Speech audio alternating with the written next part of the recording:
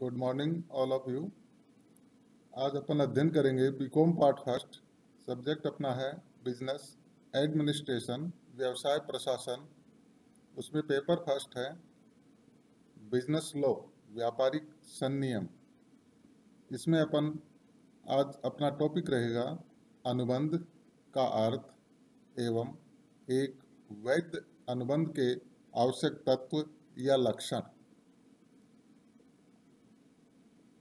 अनुबंध को संविदा भी कहा जाता है। सामान्यतः दो या दो से अधिक व्यक्तियों के बीच होने वाले वैध ठहराव या करार को अनुबंध कहते हैं, किंतु यहाँ पर अपन कानूनी पहलू पर ध्यान देने योग्य लोग बद्ध करने वाले ठहराव को अनुबंध कहते हैं। अर्थात अपन दूसरे शब्दों में कह सकते हैं कि प्रत्येक ऐसा ठहराव जो पक्षकारों के वैधानिक दायित्व एवं अधिकार उत्पन्न करता है अनुबंध कहलाता है।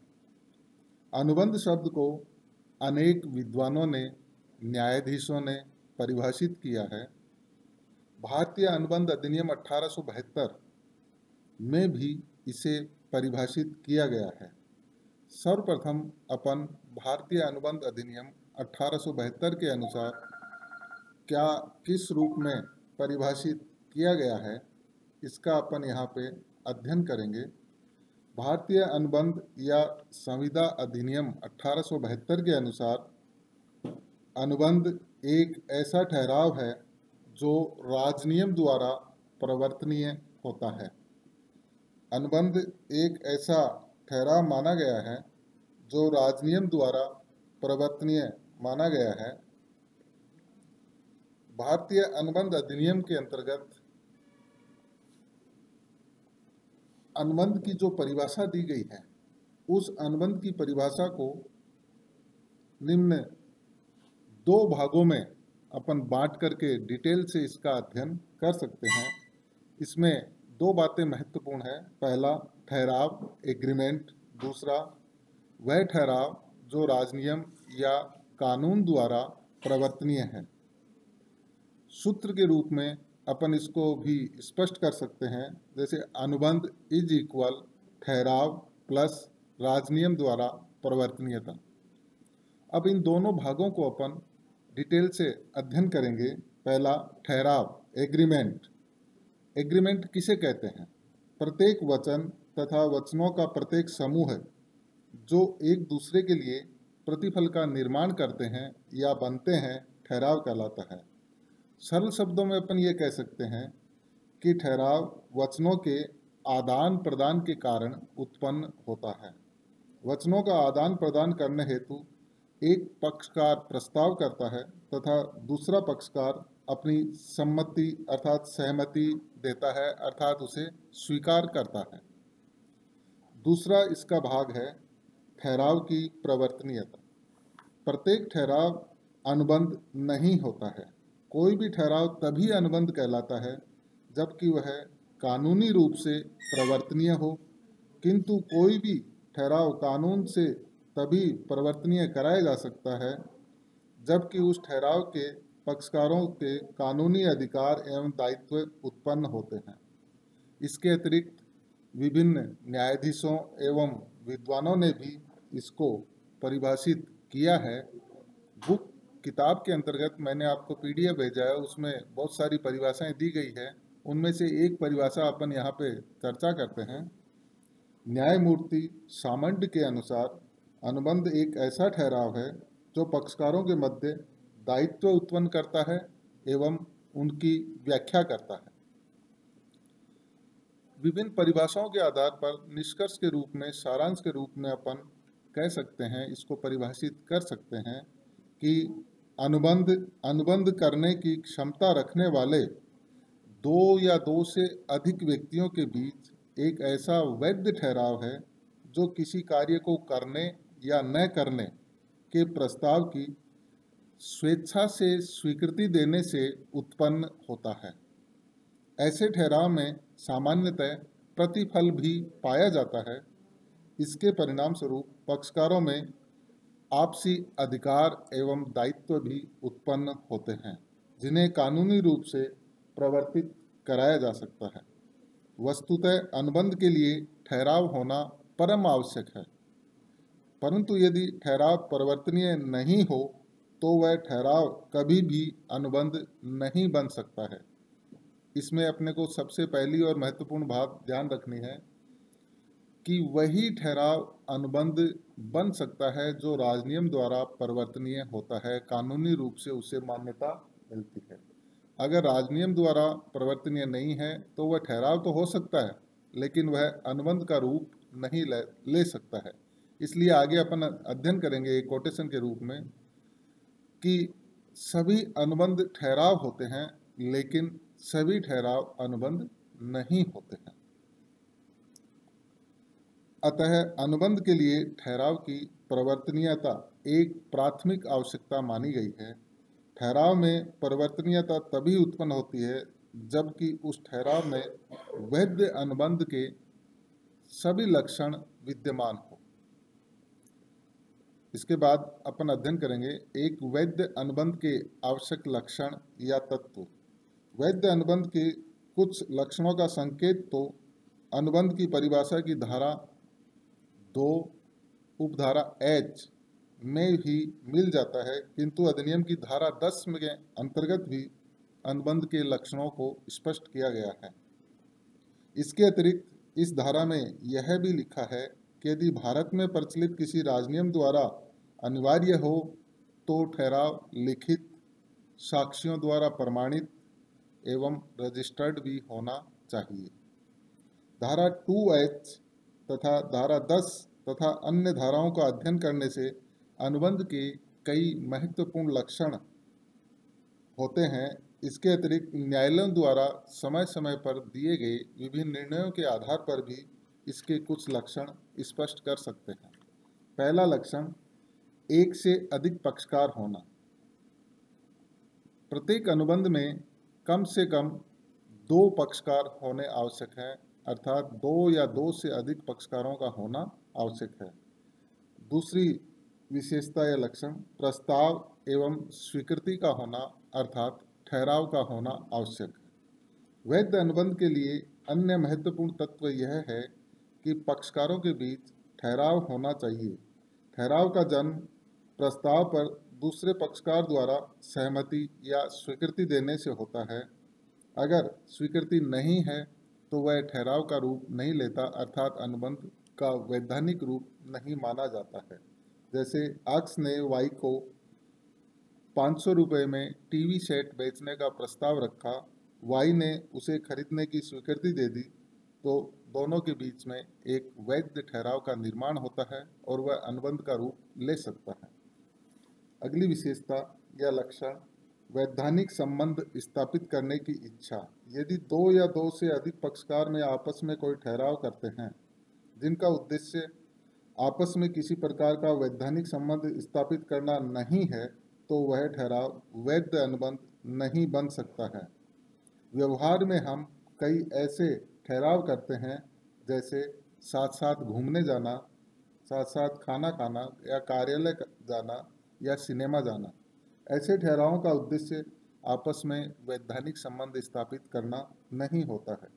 यदि कोई साथी इनमें से साथ नहीं देता है तो दूसरा साथी कानूनी रूप से उसे उसके ऊपर कार्रवाई करने का अधिकार नहीं रखता है। वैध अनुबंध के लिए पहले से ही दोनों पक्षकारों के मस्तिष्क में यह बात निश्चित होनी चाहिए कि उन्हें एक दूसरे के प्रति कुछ कानूनी अधिकार होंगे और यदि उनमें से कोई पक्षकार अनुबंध को पूरा नहीं करेगा तो उसे न्यायालय द्वारा पूरा करवाया जाएगा। अगली विशेषता है पक्षकारों में अनुबंध करने की क्षमता होना। अनुबंध के वैध होने के लिए यह भी आवश्यक है कि अनुबंध करने वाले पक्षकारों में अनुबंध करने की क्षमता होनी चाहिए। अधिनियम के अनुसार सामान्यतः निम्नलिखित प्रकार के व्यक्तियों में अनुबंध करने की क्षमता नहीं पाई जाती है। पहला, अवयस्क व्यक्ति अर्थात 18 वर्ष से कम आयु का व्यक्ति जो अनुबंध करने की क्षमता नहीं रखता है। दूसरा, अस्वस्थ मस्तिष्क का व्यक्ति अर्थात वह व्यक्ति जो अनुबंध से अपने हितों पर पड़ने वाले प्रभावों को नहीं समझ सकता है, जैसे पागल व्यक्ति या पैदाइशी मूर्ख व्यक्ति। तीसरा, राजनियम द्वारा अनुबंध करने के अयोग्य घोषित किया गया व्यक्ति।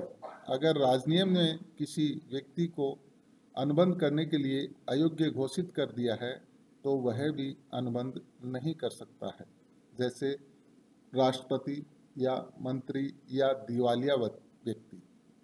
ऐसे व्यक्तियों को राजनियम द्वारा अयोग्य घोषित किया गया है, अर्थात वो किसी के साथ अपना अनुबंध नहीं कर सकते हैं। सहमति होना आवश्यक। वैध अनुबंध के लिए पक्षकारों की सहमति का होना परम आवश्यक है। इसका तात्पर्य यह है कि ठहराव के सभी पक्षकारों को ठहराव की प्रत्येक बात के लिए समान भाव से सहमत होना चाहिए। अगली विशेषता है पक्षकारों की स्वतंत्र सहमति होना। इसका आगे अपन डिटेल से अध्ययन एक चैप्टर के रूप में करेंगे, यहाँ पे शॉर्ट में अपन अध्ययन करेंगे। वैध अनुबंध के लिए सहमति का होना ही आवश्यक नहीं है, बल्कि सहमति स्वतंत्र होनी आवश्यक है। यदि शारीरिक या मानसिक दबाव या धोखे या भ्रम या गलती से अनुबंध के लिए सहमति दी जाती है तो उसे अपन स्वतंत्र सहमति नहीं कह सकते हैं। यहाँ अधिनियम की धारा 14 में यह उल्लेखनीय है कि भारतीय अनुबंध अधिनियम 1872 में निम्नलिखित परिस्थितियों में प्राप्त सहमति को स्वतंत्र सहमति नहीं माना गया है। अधिनियम की धारा 14 में स्पष्ट रूप से बताया गया है कि निम्नलिखित 5 तरीके से अगर सहमति दी गई है तो वो स्वतंत्र सहमति नहीं मानी जाती है, जैसे उत्पीड़न अर्थात बल प्रयोग द्वारा प्राप्त सहमति धारा 15, अनुचित प्रभाव द्वारा प्राप्त सहमति धारा 16, कपट या धोखे से प्राप्त सहमति धारा 17, मिथ्या वर्णन द्वारा प्राप्त सहमति धारा 18, गलती के आधार पर प्राप्त सहमति धारा 20, 21 एवं 22। ये 5 प्रकार की सहमति स्वतंत्र सहमति के रूप में अधिनियम के अंतर्गत नहीं मानी जाती है। इन 5 बातों में से किसी भी बात से प्रभावित सहमति को स्वतंत्र सहमति नहीं कहा जाता है। अगली विशेषता है वैधानिक प्रतिफल का होना आवश्यक। वैध ठहराव के लिए वैध प्रतिफल का होना अनिवार्य माना जाता है। बिना प्रतिफल के ठहराव सामान्यतः व्यर्थ होते हैं। धारा 25 में प्रतिफल के लिए कहा गया है कि कुछ के बदले कुछ। प्रतिफल का तात्पर्य धारा 25 में बताया गया है कि कुछ के बदले कुछ होना आवश्यक है। अर्थात दूसरे शब्दों में ये कह सकते हैं प्रतिफल वह कोई वस्तु, कार्य से विरत या उसका वचन है जो वचनदाता को अपने वचन के बदले वचन ग्रहीता से प्राप्त होता है। अगली विशेषता है वैधानिक उद्देश्य। अनुबंध अधिनियम की धारा 23 में ठहरावों का उद्देश्य विधि विरुद्ध माना जाता है और वे व्यर्थ माने जाते हैं, जैसे यदि वह ठहराव ऐसा जिसे करना राजनियम द्वारा वर्जित है, जैसे बिना लाइसेंस प्राप्त किए शराब का व्यापार करने का ठहराव। दूसरा, यदि वह ठहराव ऐसा है जिसे मान्यता देने से कानून की व्यवस्थाएं निष्फल या प्रभावहीन होती है, जैसे किसी मौद्रिक प्रतिफल के बदले दूसरे की संतान को गोद लेने का ठहराव विधि विरुद्ध माना जाता है, क्योंकि ऐसे ठहराव से हिंदू लॉ की व्यवस्थाएं निष्फल मानी जाती हैं। तीसरा, यदि ठहराव कपटपूर्ण उद्देश्य से किया गया है तो उसका उद्देश्य वैधानिक उद्देश्य के अंतर्गत नहीं माना जाता है। यदि ठहराव किसी व्यक्ति या संपत्ति को हानि पहुंचाने वाला है तो उसे भी वैध उद्देश्य में शामिल नहीं किया जाता है। यदि वह ठहराव अनैतिक है, जैसे वेश्यावृत्ति करने वाली महिला को गहने उधार देने या मकान किराए पे देना, इनका उद्देश्य वैधानिक रूप से नहीं माना जाता। यदि वह ठहराव लोक नीति के विरुद्ध है, जैसे रिश्वत से परीक्षा में पास करना या कोई पदवी या अलंकरण को प्राप्त करना। अर्थात ये 6 उद्देश्य अवैधानिक उद्देश्यों के अंतर्गत धारा 23 के अंतर्गत शामिल किए गए।